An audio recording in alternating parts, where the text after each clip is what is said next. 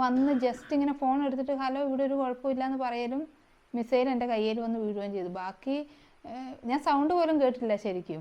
അത് വീണതേ ഞാൻ ആകെ എൻ്റെ കൈയൊക്കെ അങ്ങ് മരച്ച് മൊത്തം ഹാളും ജനലും എല്ലാം തകർന്ന് ഇങ്ങനെ. കാണുമ്പോൾ ഉള്ള അവസ്ഥ എനിക്ക് പറയാനാവില്ല. ഞാൻ വിചാരിച്ചത് ചേച്ചി തിരിച്ച് വരില്ലായിരിക്കും എന്നുള്ളൊരു ഇതായിരുന്നു. ആ അവസ്ഥയിൽ നിന്നാണ് ഇത്രയും അവരുടെ ആ ഇതും കൊണ്ടാണ് ഇത്രയും എങ്കിലും എനിക്ക് ഇവിടെ തിരിച്ചു കിട്ടിയത്.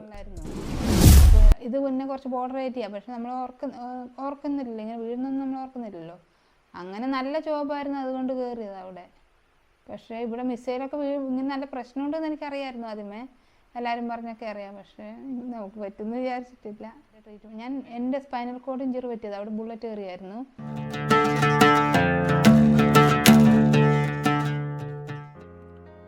ഇതാണ് ഇസ്രായേലിൽ കെയർ ഗീവറായിരിക്കെ മിസൈൽ ആക്രമണത്തിൽ മാരകമായി പരിക്കേറ്റ് മരണത്തെ മുഖാമുഖം കണ്ട ഷീജ ആനന്ദൻ.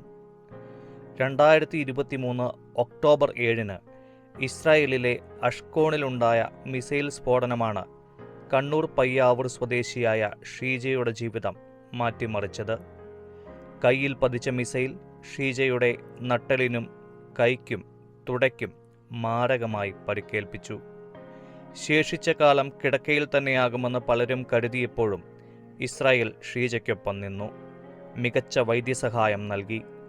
ഭർത്താവ് ആനന്ദന്റെ കരുതൽ കൂടിയായപ്പോൾ ഷീജ ജീവിതത്തിലേക്ക് വീണ്ടും പിച്ചവെച്ചു, മുന്നോട്ട് എന്ന ദൃഢനിശ്ചയവുമായി.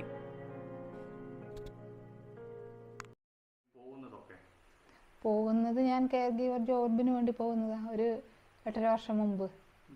കാരണം ഇവിടെ നിൽക്കുമ്പോൾ നമുക്ക് അധികം ജോലിയൊന്നും ഇല്ലല്ലോ, പ്രത്യേകിച്ച് ജോലിയൊന്നുമില്ല. ഞാൻ വീട്ടമ്മയായിരുന്നു. അപ്പം ഒരു സാഹചര്യം കിട്ടി, എങ്ങനെ അവിടെ ജോലി ഉണ്ടെന്ന് അറിഞ്ഞു, അങ്ങനെ പോയി.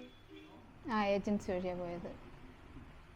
പിന്നെ ഡൽഹിയിൽ നിന്ന് ഇൻ്റർവ്യൂ ഒക്കെ പാസ്സായി അങ്ങനെ പോയത്.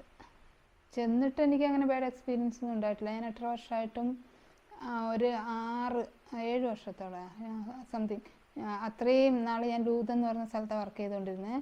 എനിക്ക് 8.5 വർഷമായിട്ട് എനിക്ക് ബാഡ് എക്സ്പീരിയൻസ് ഇല്ല. എനിക്ക് നല്ല ജോബായിരുന്നു കിട്ടിക്കൊണ്ടിരുന്നതും, നല്ല ഫാമിലി ആയിരുന്നു, നല്ല എനിക്ക് വലിയ കുഴപ്പമൊന്നും ഉണ്ടായിട്ടില്ല ഇത്രയും നാൾ. ഈ മിസൈൽ വീഴുന്നവരെ എനിക്ക് വലിയ കുഴപ്പമൊന്നുമില്ല, നല്ല ഇതായിരുന്നു.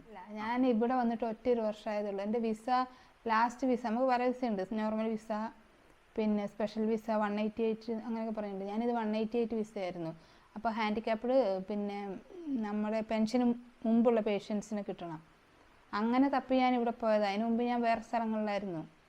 ഇപ്പോൾ ഇത് പിന്നെ കുറച്ച് ബോർഡർ ഏരിയ, പക്ഷെ നമ്മൾ ഓർക്കുന്നില്ല, ഇങ്ങനെ വീഴുന്നൊന്നും നമ്മൾ ഓർക്കുന്നില്ലല്ലോ.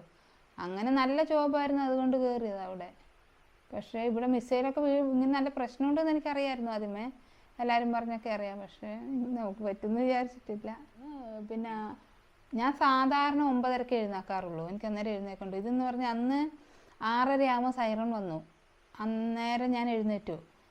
പിന്നെ കണ്ടിന്യൂ ആയിട്ട് സൈറൺ വരുമായിരുന്നു. നമുക്കൊന്നും പണിയെടുക്കാനൊന്നും പറ്റുന്നില്ല. എൻ്റെ പേഷ്യൻ്റ് ബെഡ് റിഡൻ ആയിരുന്നു.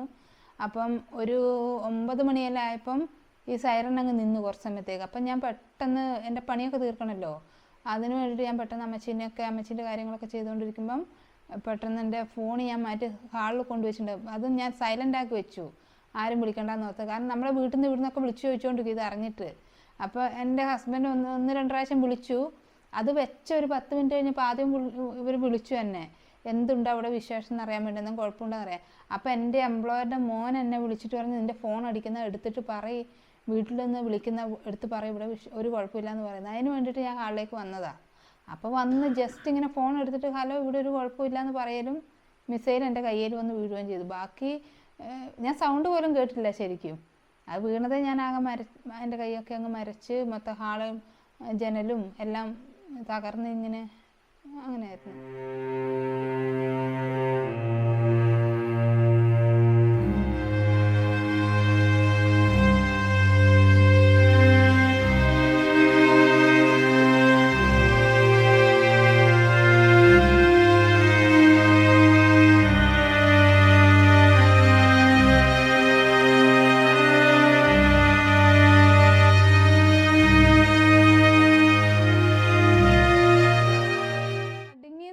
പെട്ടെന്നങ്ങ് മരച്ചുപോയി.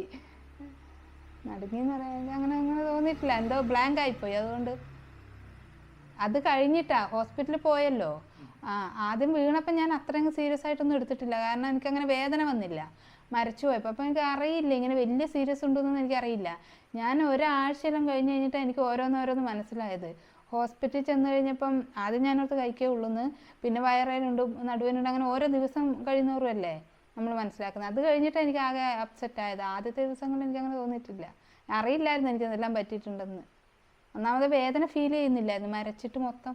ഞാൻ എൻ്റെ സ്പൈനൽ കോഡ് ഇഞ്ചുറി പറ്റിയത് അവിടെ ബുള്ളറ്റ് കയറിയായിരുന്നു. എനിക്ക് കൈക്കുണ്ട്, വയറിനുണ്ട്, പിന്നെ സ്പൈനൽ ഇഞ്ചുറി പറ്റിയിട്ടുണ്ട്, പിന്നെ കാലിൽ ഇഞ്ചുറി എന്ന് പറയാം, തുടയിൽ. അന്ന് പിന്നെ ആംബുലൻസ് 25 മിനിറ്റ് വൈകി, ഒത്തിരി പ്രോബ്ലം അല്ലായിരുന്നു അവിടെ. അതുകൊണ്ട് എനിക്ക് 25 മിനിറ്റ് വൈകി. പക്ഷേ പിന്നെ പെട്ടെന്ന് എനിക്ക് ഹോസ്പിറ്റൽ, അപ്പോഴേ അവിടെ ബർസിലായി ഹോസ്പിറ്റലിൽ കൊണ്ടുപോയി. രണ്ടാമത്തെ ദിവസം തന്നെ അസഫ റൂഫ എന്ന് പറഞ്ഞൊരു ഹോസ്പിറ്റൽ, അവിടെ ഞാൻ 5.5 മാസം അല്ലേ, 5.5 മാസമാണെന്ന് തോന്നുന്നു, 5.5 മാസം അവിടെ ഹോസ്പിറ്റലിൽ കിടന്നു. ട്രീറ്റ്മെൻറ്റൊക്കെ നന്നായിട്ട് അവർ നമ്മളെ കെയർ ചെയ്യും. പിന്നെ അത് കഴിഞ്ഞ് നമ്മൾ ഫോറിനേഴ്സാന്ന് വെച്ചാൽ അങ്ങനെ ഒരു ഇതൊന്നുമില്ല. എനിക്ക് അവരുടെ ബെസ്റ്റ് അവർ ചെയ്തിട്ടുണ്ട് എൻ്റെ ട്രീറ്റ്മെൻറ്റ്. ഞാൻ അവിടെ അത്രയും നല്ല ട്രീറ്റ്മെൻറ്റ് അതെല്ലാവരും തന്നെ പറയാറുണ്ട്, എനിക്കത് തോന്നിയിട്ടുണ്ട്. അവിടെ ആയിരുന്നുകൊണ്ട് മാത്രം നമ്മളിപ്പോൾ ഇങ്ങനെ എഴുന്നേറ്റ് നടക്കുന്നു. ഡോക്ടേഴ്സാണിങ്ങനെ എന്നോട് പറയുന്നത്, ഞങ്ങളുടെ ബെസ്റ്റ് ഞങ്ങൾ നിനക്ക് വേണ്ടി ചെയ്തു തരും. പിന്നെ ഒരു സോറിയൊക്കെ പറയും, ഞങ്ങളുടെ നാട്ടിൽ പണിക്ക് വന്നിട്ട് നിനക്ക് ഇങ്ങനെ സംഭവിച്ചല്ലോ എന്ന് പറഞ്ഞ് അവർക്കെല്ലാവർക്കും ഭയങ്കര വിഷമമായിരുന്നു. അല്ല, എനിക്കങ്ങനെ ഒരു ഇതും പറയാനില്ല, ബാഡായിട്ടൊന്നുമില്ല. ഞാൻ ഇത്രയും എഴുന്നേറ്റ് നിൽക്കുന്നുണ്ടെങ്കിൽ ആ ഹോസ്പിറ്റലും ആ ഗവൺമെൻറ്റിൻ്റെയൊക്കെ സപ്പോർട്ട് കാരണമാണ്. അല്ല, സ്പൈനൽ ഇഞ്ചുറി പറ്റി ഡോക്ടേഴ്സ് ആദ്യം എന്നോട് പറഞ്ഞായിരുന്നു, അവർക്ക് ഷുഗർ ഇല്ല, എഴുന്നേക്കുമോയെന്ന് അറിയില്ല എന്നവർ പറഞ്ഞു. പക്ഷേ എനിക്ക് അതുപോലെ നല്ല ചികിത്സയായിരുന്നു. എനിക്ക് 4.5 മാസത്തിനുള്ളൊരു 18 സർജറിയോളം നടത്തിയിട്ടുണ്ടെന്നാണ് തോന്നുന്നത്. അത് നമ്മൾ ഒന്നും എഴുതിയൊന്നും കൊടുക്കണ്ട, തലേദിവസം രാത്രി 11 മണിക്ക് വരും, ഡോക്ടേഴ്സ് പറയും ഇന്ന് 12 മണിയോടുകൂടി ഫുഡ് കഴിക്കരുത്, നാളെ നിനക്ക് സർജറി ഉണ്ടെന്ന് പറയും. അങ്ങനെ എനിക്ക് 10-18 സർജറി നടത്തിയിട്ടുണ്ട്. എല്ലാം ഒരു കുഴപ്പമില്ലായിരുന്നു, നന്നായിട്ട് അവർ എന്നെ കെയർ ചെയ്തത്. പിന്നെ കൈയുടെ പിന്നെ ഞരമ്പിൻ്റെയൊക്കെ പ്രോബ്ലം ഉള്ളതുകൊണ്ട് അവരുടെ ബെസ്റ്റ് അവർ ചെയ്തിട്ടുണ്ട്. ഞാൻ എൻ്റെ സ്പൈനൽ കോഡ് ഇഞ്ചുറി പറ്റിയത് അവിടെ ബുള്ളറ്റ് കയറിയായിരുന്നു. ബെഡിൽ കിടക്കുമായിരുന്നു, 2-3 മാസമാണെന്ന് തോന്നുന്നു, ബെഡ് റിഡൻ പോലെ കിടക്കുമായിരുന്നു. അവിടുത്തെ ട്രീറ്റ്മെൻറ്റ് കാരണം ഞാൻ എഴുന്നേറ്റ് ഇത്രയായി. അത് കഴിഞ്ഞ് പിന്നെ ഫിസിയോതെറാപ്പി സെൻ്ററിലോട്ട് കൊണ്ടുപോയി. അവിടെ ഒരു 5 മാസം, 4.5 മാസം 5 മാസം ഉണ്ടായിരുന്നു. അത് കഴിഞ്ഞ് ഞാനിപ്പോൾ 1 മാസം അപ്പാർട്ട്മെൻറ്റിലായിരുന്നു. അത് കഴിഞ്ഞ് പിന്നെ ട്രീറ്റ്മെൻ്റ് എല്ലാം അവിടുത്തെ ഏകദേശം ട്രീറ്റ്മെൻറ്റെല്ലാം കഴിഞ്ഞു. ചികിത്സാ ചെലവുകൾ മൊത്തം തന്നെ ഗവൺമെൻറ് ആയിരുന്നു നടത്തിക്കൊണ്ടിരിക്കുന്നത്. എനിക്ക് ഒത്തിരി 10 മാസം ചികിത്സിച്ചല്ലോ. റീഹാബിലിറ്റേഷൻ സെൻറ്ററിൽ നല്ല പൈസ പേ ചെയ്യണം, അതൊക്കെ ഗവൺമെൻറ്റിൻ്റെ ഭാഗത്ത് തന്നെ. പിന്നെ എൻ്റെ ഹസ്ബൻഡിനെ കൊണ്ടുപോയി ഹോട്ടലിൽ, ടെലവിയിൽ ഹോട്ടലിൽ റൂം എടുത്ത് അവിടെ ആയിരുന്നല്ലോ താമസിക്കുന്നത്. അതിൻ്റെ പേയ്മെൻറ്റ്, പിന്നെ ട്രാവലിംഗ് മണി, പിന്നെ ഫുഡ്, അതിൻ്റെയൊക്കെ മണിയൊക്കെ അവർ തന്നെ കൊടുത്തുകൊണ്ടിരുന്നത്. ഞങ്ങൾക്ക് അതൊക്കെ പേയ്മെൻറ്റ് ചെയ്യുന്നുണ്ടായിരുന്നു. ബങ്കർ എല്ലാവരുടെയും വീട്ടിലും, ചിലവരുടെയൊക്കെ വീട്ടിലുണ്ട് ബങ്കർ. നമുക്ക് സൈറൺ വരുമ്പോൾ അതിനകത്ത് കയറിയിരിക്കാം. അല്ലാതെ പുറത്തൊക്കെ ഉണ്ട്, പുറത്ത് പിന്നെ ഗ്രൗണ്ടിലോ അല്ല ചില വീടിൻ്റെ താഴത്തെ അണ്ടർഗ്രൗണ്ടിലൊക്കെ ആയിട്ടുണ്ട് ബങ്കർ. അപ്പോൾ ഈ സൈറൺ വരുമ്പം അല്ല യുദ്ധം ഉള്ളപ്പോൾ അവരെല്ലാം അവിടെ പോയിരിക്കും. ഞാൻ ചെന്നപ്പോഴൊന്നും ഇങ്ങനെ വലിയ പ്രശ്നമില്ല, വല്ലപ്പോഴും ഒരു സൈറണൊക്കെ വരുന്നല്ലാതെ. ഇപ്പം ഈ 1 വർഷമായിട്ടാണ് ഇത്രയും രൂക്ഷമായിട്ട് കാണുന്നത്. അതിന് മുമ്പ് അങ്ങനെ ഇല്ലായിരുന്നു, വല്ലപ്പോഴും ഉണ്ട്, ഇതുപോലെ ഇല്ല. ഇതിപ്പോൾ 1 വർഷമായിട്ട് കണ്ടിന്യൂ ആയിട്ട്. കഴിഞ്ഞ് എൻ്റെ 3 ആഴ്ച കഴിഞ്ഞാൽ എൻ്റെ ഹസ്ബൻഡ് അങ്ങോട്ട് വന്നു. ഞാൻ 3 ആഴ്ചയും എൻ്റെ കൂടെ ഓരോ മലയാളികളായിട്ട് വന്ന് നിൽക്കുന്നുണ്ടായിരുന്നു. ഫ്രണ്ട്സ് അല്ലാതെ അവിടെയുള്ള മലയാളികൾ തന്നെ ഇങ്ങനെ ഈ വാർത്ത അറിഞ്ഞ് ഓരോരുത്തരെ വന്ന് നിർത്തിച്ചിട്ട് ഞാൻ ഒറ്റയ്ക്ക് നിന്നിട്ടേ ഇല്ല ഒരിക്കലും. വരുന്നവരെ, എൻ്റെ ഹസ്ബൻഡ് വരുന്നവരെ ആരെങ്കിലുമൊക്കെ ആയിട്ട് എൻ്റെ കൂട്ടത്തിലുണ്ടായിരുന്നു, എല്ലാവരും ഹെൽപ്പ് ചെയ്യുന്നുണ്ടായിരുന്നു. അത് കഴിഞ്ഞ് പിന്നെ ഹസ്ബൻഡ് വന്നല്ലോ, പിന്നെ ഒരു ചേട്ടനുണ്ടായിരുന്നു, ചേട്ടൻ്റെ പേര് സോളമൻ. സോളമൻ ചേട്ടനാണ് എനിക്ക് ഒത്തിരി ഹെൽപ്പ് ചെയ്തിട്ടുണ്ട്. അയാൾ എല്ലാ കാര്യങ്ങളും ചെയ്തു തരുമായിരുന്നു. ഈ സംഭവം എന്ന് വെച്ചാൽ ഞാനിപ്പം ഇവരെ വിളിക്കാനുണ്ടായിരുന്നു, രാവിലെ വിളിക്കും, കാര്യങ്ങളൊക്കെ ചോദിക്കും, എങ്ങനെയുണ്ട് അവിടുത്തെ ഇതെല്ലാം സിറ്റുവേഷനൊക്കെ ഓക്കെ ആണോ, ജോലിക്ക് ചെയ്യാനൊക്കെ ബുദ്ധിമുട്ടുണ്ടോ, എന്തെങ്കിലും വിഷമമൊക്കെ ഉണ്ടോ എന്നൊക്കെ ഇങ്ങനെ ചോദിക്കലുണ്ട്. അപ്പോൾ അന്നേരം അന്ന് ഞാൻ 2 വട്ടം വിളിച്ചു, ഇങ്ങനെ മിസൈൽ പ്രോബ്ലം ഉണ്ടെന്ന് പറഞ്ഞപ്പം 2 വട്ടം ഞാൻ വിളിച്ചു. പിന്നെ അവിടെ മിസൈൽ വരുന്നുണ്ട്, അപ്പം ഇവിടെ ഞങ്ങൾ അങ്ങോട്ട് മിസൈൽ വരുമ്പോൾ മാറി നിൽക്കുന്നുണ്ട് എന്നൊക്കെ പറയുന്നുണ്ടായിരുന്നു. പിന്നെ എനിക്ക് പിന്നെയും ഒരു പേടിയായിട്ട് ഞാൻ പിന്നെയും വിളിച്ചു. എന്താണെന്ന് അറിയാൻ വേണ്ടിയിട്ട്. അപ്പോൾ എന്നെയും വിളിച്ചപ്പോഴാണ്, അന്നേരം ഞാൻ വിളിക്കലും ഇവള് ഓടി വന്ന് ഫോൺ എടുത്തു. ഫോൺ എടുത്തപ്പോൾ തന്നെ ഫോൺ കട്ടായിപ്പോയി. അപ്പോൾ തന്നെ സംഭവം എനിക്ക് ഭയങ്കരമായിട്ട് ഫീൽ ചെയ്തു. എനിക്ക് പിന്നെ വിളിച്ചിട്ടൊന്നും എനിക്ക് ഫോൺ കിട്ടുന്നില്ല, ഒന്നുമില്ല. ഞാൻ പിന്നെ പെട്ടെന്ന് ഇവളുടെ ഫ്രണ്ട്സിനെല്ലാം വിളിച്ചു. അവിടെയുള്ള ഇവളുടെ ഫ്രണ്ട്സ് അവിടെയുള്ളവരെല്ലാം ഞാൻ വിളിച്ചു. ഓരോരുത്തരെ വിളിച്ച് ഇങ്ങനെ കാര്യങ്ങളൊക്കെ ചോദിക്കാൻ തുടങ്ങി. അപ്പോൾ ആർക്കും തന്നെ ഒന്നും അറിയത്തില്ല. അപ്പോൾ കുറച്ച് കഴിഞ്ഞപ്പം ഒരു ചേച്ചി അവിടെ നിന്ന് പറഞ്ഞു, അവിടെ ഞങ്ങൾ വിളിച്ചിട്ടുണ്ട്, കുഴപ്പമൊന്നുമില്ല, പുള്ളിക്കാർക്ക് ചെറിയൊരു ഇഞ്ചുറി പറ്റിയിട്ടുണ്ട്, കൈക്ക് ചെറിയൊരു പ്രശ്നം വന്നിട്ടുണ്ട്, അത് കുഴപ്പമൊന്നുമില്ല, ഹോസ്പിറ്റലിലേക്ക് കൊണ്ടുപോയി എന്നാദ്യം പറഞ്ഞു. പിന്നെ ആയപ്പോഴാണ് ഞാൻ ഓരോ കാര്യങ്ങളിങ്ങനെ മനസ്സിലാക്കാൻ തുടങ്ങിയത്. പുള്ളിക്കാർക്ക് തീരെ പറ്റുന്നില്ല, അങ്ങനെ ബുദ്ധിമുട്ടാണെന്നുള്ളത് പിന്നെയാണ് മനസ്സിലാക്കാൻ തുടങ്ങിയത്. പിന്നെ 2 ദിവസം കഴിഞ്ഞപ്പോൾ കാര്യങ്ങളൊക്കെ അറിഞ്ഞു ബുദ്ധിമുട്ടാണെന്നുള്ളത്. അങ്ങനെയാണ് ഞാൻ പിന്നെ എന്താ പറയുക, ഞാൻ ഗവൺമെൻറ് എംബസിയിലൊക്കെ പറഞ്ഞ് ഇടപെട്ട് അവർ ഇസ്രായേൽ ഗവൺമെൻറ് ആയാലും എനിക്ക് വിസ എല്ലാം തന്ന് അവർ അങ്ങോട്ട് തന്നെ കൊണ്ടുപോയി. എനിക്ക് വേണ്ട താമസ സൗകര്യം, ഭക്ഷണത്തിൻ്റെയും വണ്ടിക്കൂലി, അങ്ങോട്ടും ഇങ്ങോട്ട് പോകാനും വരാനുള്ള വണ്ടിക്കൂലിയും സർവ്വത അവർ മുടക്കി എന്നെ അവിടെ നല്ല കെയറിങ് ആയിരുന്നു. അതേപോലെ എൻ്റെ വൈഫിന് നല്ല കെയറിങ് അവിടെ കൊടുത്തു. അവിടെയുള്ള ഡോക്ടർമാരായാലും നല്ല രീതിക്ക് തന്നെ ഇവർക്ക് ചികിത്സ നൽകി. വലിയ പ്രശ്നമില്ലാണ്ട് ഞങ്ങൾ നല്ല രീതിക്ക് തന്നെ അവിടെ പോകുമായിരുന്നു, കുഴപ്പമൊന്നുമില്ല. എല്ലാവരും നല്ല സഹകരണം ഉണ്ടായിരുന്നു. ഇല്ല, കാണുമ്പോൾ ഉള്ള അവസ്ഥ എനിക്ക് പറയാനാവില്ല. ഞാൻ വിചാരിച്ചത് ചേച്ചി തിരിച്ച് വരില്ലായിരിക്കും എന്നുള്ള ഒരു ഇതായിരുന്നു. ആ അവസ്ഥയിൽ നിന്നാണ് ഇത്രയും, അവരുടെ ആ ഇതും കൊണ്ടാണ് ഇത്രയും എങ്കിലും എനിക്ക് ഇവിടെ തിരിച്ചു കിട്ടിയത്. അപ്പം അവിടെ ഒരു 9 മണി കഴിഞ്ഞാൽ എല്ലാവർക്കും പുറത്ത് പോകണം, അവിടെ നിർത്തില്ല. എന്നാലും ഡോക്ടർമാർ എന്നോട് പറഞ്ഞത്, നീ ഇവിടെ കിടന്നു എന്ന് പറഞ്ഞിട്ട് ഇവളുടെ അടുത്ത് തന്നെ എനിക്കൊരു സെപ്പറേറ്റ് ഒരു ബെഡൊക്കെ തന്ന് ഞാൻ അവിടെ തന്നെയായിരുന്നു, ഹോസ്പിറ്റലിൽ തന്നെയായിരുന്നു. എനിക്കങ്ങനെ ഇവളുടെ അടുത്തുനിന്ന് മാറി നിൽക്കേണ്ടി വന്നിട്ടില്ല. എനിക്ക് ഹോട്ടൽ റൂം എടുത്ത് തന്നിട്ടുണ്ട്.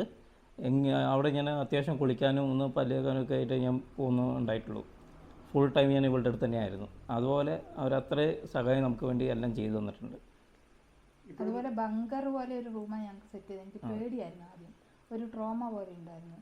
അതുകൊണ്ട് ഒരു ഡോക്ടർ പറഞ്ഞു, ഇവർക്ക് പേടിയല്ലേ, അതുകൊണ്ട് സേഫ്റ്റി റൂമുണ്ട് ഇങ്ങനെ സൈഡിൽ, ആ റൂമിലായിരുന്നു എന്നെ കിടത്തിച്ചുകൊണ്ടിരുന്നത്. എൻ്റെ പേടിയായതുകൊണ്ട്. ഇസ്രായേൽ എംബസി അല്ല, ഗവൺമെൻറ്റിൻ്റെ ഭാഗത്തുനിന്ന് ആൾക്കാർ വന്ന് എല്ലാ കാര്യങ്ങളും നമുക്ക് വേണ്ടതെല്ലാം വന്ന് നോക്കുകയും അവർ വേണ്ട നമുക്ക് വേണ്ട എല്ലാ കാര്യങ്ങളും ചെയ്തു തരുന്നുണ്ടായിരുന്നു. ഇപ്പോഴും എനിക്ക് കോൺടാക്ട് ചെയ്യാം. അവരുടെ ശരിക്കും ഒരു വാട്സപ്പ് നമ്പർ ആർക്കും കൊടുക്കാൻ പാടില്ല. പക്ഷെ ഞാൻ ഇങ്ങ് വന്നതുകൊണ്ട് ആ സാഹചര്യമായിട്ട് അവരെനിക്ക് നമ്പർ തന്നു, എല്ലാം തന്നു. എനിക്ക് ഏത് സമയവും കോൺടാക്ട് ചെയ്യാൻ എന്താവശ്യമുണ്ടെങ്കിൽ പറയാമെന്നൊക്കെ പറഞ്ഞിട്ടുണ്ട്. പിന്നെ ഇവിടെ നിന്ന് ഞങ്ങൾ പറഞ്ഞ ആയുർവേദ ട്രീറ്റ്മെൻറ്റിന് പോകണമെന്ന് പറഞ്ഞിട്ടുണ്ട്. അപ്പോൾ അവർ അതിനെ സപ്പോർട്ട് ചെയ്തിട്ട് നിങ്ങൾ പോയിക്കോ, കുഴപ്പമൊന്നുമില്ല, പോയിട്ട് എവിടെയാണെന്നുള്ള അവർക്ക് ഡീറ്റെയിൽസ് നമ്മൾ കൊടുത്താൽ മതി. നമ്മൾ എവിടെയാണ് ഡോക്ടർമാരുടെ ഏത് ഡോക്ടറെ അടുത്താണ് പോയത്, എവിടെയാണ് ചികിത്സിക്കുന്നത്, അതിൻ്റെ കാര്യങ്ങളൊക്കെ ഒന്ന് പറഞ്ഞു അവർക്ക് സെൻഡ് ചെയ്ത് കൊടുക്കണം. അതെ, ഇന്ത്യക്കാരെന്ന് പറഞ്ഞാൽ ഇന്ത്യക്കാരെന്നല്ല, ഏത് രാജ്യക്കാരെങ്കിലും അവർ അവിടെ നാട്ടിൽ ചെന്ന് കഴിയുമ്പോൾ അവരുടെ ആൾക്കാരായിട്ടാണ് അവർ കൂട്ടുന്നത്. അത് അവിടുത്തെ അവരുടെ ആൾക്കാർ, നമ്മൾ അന്യരായിട്ട് അവർ കണക്കൂട്ടുന്നില്ല. അതുപോലെ എല്ലാവരും പുറമേ ഉള്ളവരായാലും നമുക്ക് എല്ലാവരും നല്ല സപ്പോർട്ടാണ്. പുറത്തിറങ്ങി കഴിഞ്ഞാൽ തന്നെ നമുക്ക് എല്ലാവരും നല്ല സപ്പോർട്ട് ചെയ്യുന്നുണ്ട്. അത് ഞങ്ങൾക്ക് ഇവിടെ ഒന്നും ഉണ്ടായിട്ടില്ല.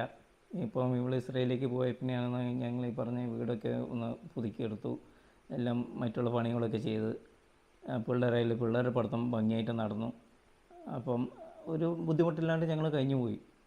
ഇസ്രായേലിൽ പോയത് കൊണ്ടാണ് എനിക്കിഷ്ടമായിരുന്നു അവിടെ നിൽക്കാൻ. കാരണം നമുക്ക് ഫ്രീഡം ഉണ്ടായിരുന്നു. അവർ നമ്മളെ അങ്ങനെ മാനസികമായിട്ടൊരു പ്രോബ്ലം, ഞാൻ നിന്ന വീട്ടിൽ എനിക്ക് വലിയ ബുദ്ധിമുട്ടൊന്നും ഇല്ലായിരുന്നു. നല്ല ജോലിയായിരുന്നു, ഫാമിലി നല്ലതായിരുന്നു, കുഴപ്പമില്ലായിരുന്നു. അതുകൊണ്ട് എനിക്കിഷ്ടം, നമുക്കൊരു ബാഡ് എക്സ്പീരിയൻസ് ഇല്ലല്ലോ. അതുകൊണ്ട് എനിക്ക് ഇപ്പോഴായാലും അവിടെ നിന്ന് ഇങ്ങോട്ട് വരാൻ വലിയ താല്പര്യം ഉണ്ടായിട്ടില്ല. പിന്നെ യുദ്ധവും ഇതൊക്കെ ആയി, പിന്നെ ഇവിടെയല്ലേ മക്കളെല്ലാം ഉള്ളത്. അതുകൊണ്ട് ഞാൻ ഇങ്ങോട്ട് വന്നു. അവരെന്നോട് ലൈഫ് ലോങ് അവിടെ നിൽക്കാമെന്ന് പറഞ്ഞതാ, ഹസ്ബൻഡിനെ നിർത്തും. പക്ഷേ നമുക്ക് അങ്ങനെ നിന്നാലും മക്കൾ അവിടെ ഇല്ലല്ലോ, ഇങ്ങോട്ടല്ലേ. അതുകൊണ്ട് പിന്നെ ഞാൻ ഓർത്തു നമ്മുടെ ഫാമിലിനെ എല്ലാം കണ്ട് ഇവിടെ നിൽക്കാമെന്ന് ഓർത്ത് ഇങ്ങോട്ട് കയറുക. അല്ല, അവർ ഉറപ്പ് പറഞ്ഞിട്ടുണ്ട്, ചേച്ചിന് ലൈഫ് ലോങ് ഇത് പുള്ളിക്കാരത്തേക്ക് വേണ്ടതെല്ലാം അവർ ചെയ്തു കൊടുക്കും. അവർക്ക് എപ്പോഴും വേണമെങ്കിലും അവരെ നമുക്ക് കോൺടാക്ട് ചെയ്യാൻ, വിളിക്കാം. നമ്മളൊരു മെസ്സേജ് ഇട്ടാൽ, ഇവിടെ വന്നിട്ട് ഒരു മെസ്സേജ് ഇട്ടാൽ അവർ ഉടനെ എനിക്ക് റിപ്ലൈ തരും. ശരിയും പിന്നെ ഗവൺമെൻറ് ജോലി ചെയ്യുന്നവരാണല്ലോ. ഞാൻ ഓർത്തത് ആദ്യം അങ്ങനെ ഇവിടെ വന്നു കഴിഞ്ഞാൽ അവർ വേണമെങ്കിൽ ഒന്നും കോൺടാക്ട് ചെയ്യില്ലെന്നായിരിക്കും. പക്ഷേ ഞാൻ ഇവിടെ എത്തി, അവരെന്നോട് ആദ്യമേ പറഞ്ഞു, നീ നാട്ടിൽ ചെന്ന് കഴിഞ്ഞാൽ നിന്റെ നമ്പർ മാറുമല്ലോ, ഇന്ത്യൻ നമ്പർ ആവുമല്ലോ, അന്നേരം തന്നെ നീ ഞങ്ങൾക്ക് ആ നമ്പർ അയച്ചു തരണം എന്നൊക്കെ പറഞ്ഞു. ഞാൻ ഒരു 2-3 ദിവസത്തേക്ക് കൊടുത്തില്ല. അത് കഴിഞ്ഞ് പിന്നെ നമ്പറെല്ലാം എടുത്ത് കൊടുത്ത് അന്നേരം അവരെന്നോട് എങ്ങനെയുണ്ട് എങ്ങനെ എത്തി എന്നൊക്കെ ചോദിച്ച്, അതുപോലെ എന്നെ ഇങ്ങോട്ട് ബിസിനസ് ക്ലാസ് ടിക്കറ്റൊക്കെ എടുത്തിട്ടാണ് പറഞ്ഞു വിട്ടത്. കാരണം നോർമൽ എനിക്ക് വരാൻ പറ്റില്ലല്ലോ. അപ്പോഴേ ഞാനും പറഞ്ഞു എനിക്ക് നോർമൽ പോകാൻ പറ്റില്ല എന്ന് പറഞ്ഞപ്പോൾ അവർ പറഞ്ഞു ഓക്കെ ഇങ്ങനെ പോയാൽ മതി എന്ന് പറഞ്ഞാൽ എല്ലാം അവർ തന്നെ സെറ്റാക്കി തരും. പിന്നെ നമുക്ക് എപ്പോൾ വേണമെങ്കിൽ കോണ്ടാക്ട് ചെയ്യാം. ഗവൺമെൻറ്റിലൊരു ഒരു ഓഫീസറുണ്ട്, ലേഡി ഓഫീസർ. പുള്ളിക്കാരി എന്നെ ഇടയ്ക്കിടയ്ക്ക് ഹോസ്പിറ്റലിൽ കാണാൻ വരും, എനിക്ക് ഗിഫ്റ്റ് കൊണ്ടുതരും, ചോക്ലേറ്റ്, ബുക്സ്, അതൊക്കെ ഗിഫ്റ്റൊക്കെ കൊണ്ടുതരുമായിരുന്നു. നല്ല രീതിയായിരുന്നു അവർ. അവരെന്നോട് വിളിച്ച് പറയുന്നത് ഞങ്ങളുടെ ബെസ്റ്റ് ഞങ്ങൾ നിനക്ക് ചെയ്തു തരും, ഞങ്ങൾക്ക് ചെയ്യാൻ പറ്റുന്നതിൻ്റെ ബെസ്റ്റ് ഞങ്ങൾ ചെയ്തു തരും. അത് കഴിഞ്ഞിട്ട് എന്നോട് പറഞ്ഞു നീ ഇനി ഇന്ത്യയിൽ പോയിട്ട് എന്ത് ചെയ്യുമെന്ന് ചോദിച്ചു. ഞാൻ പറഞ്ഞു എനിക്കറിയില്ല എന്ത് ചെയ്യുന്നത്. അപ്പോൾ അവരെന്നോട് പറഞ്ഞു നിനക്ക് പഠിക്കണോ, നിനക്ക് പഠിക്കാം, ഞങ്ങൾ ഹെൽപ്പ് ചെയ്യാം, അങ്ങനെയൊക്കെ അവർ പറയുന്നത്. വെറുതെ വീട്ടിൽ ഇരിക്കേണ്ട, നിനക്ക് പറ്റുന്ന കാര്യം ചെയ്യാൻ ഞങ്ങളെല്ലാ സപ്പോർട്ടും ഉണ്ടാകുന്നു. ഞാൻ 10 മാസം ഹോസ്പിറ്റലിൽ കിടന്നു. ഒക്ടോബർ 7 മുതൽ ഏകദേശം 10-12 മാസം. അന്നേരം 20 ദിവസമായപ്പോഴത്തേനും പുള്ളിക്കാരൻ വന്നു.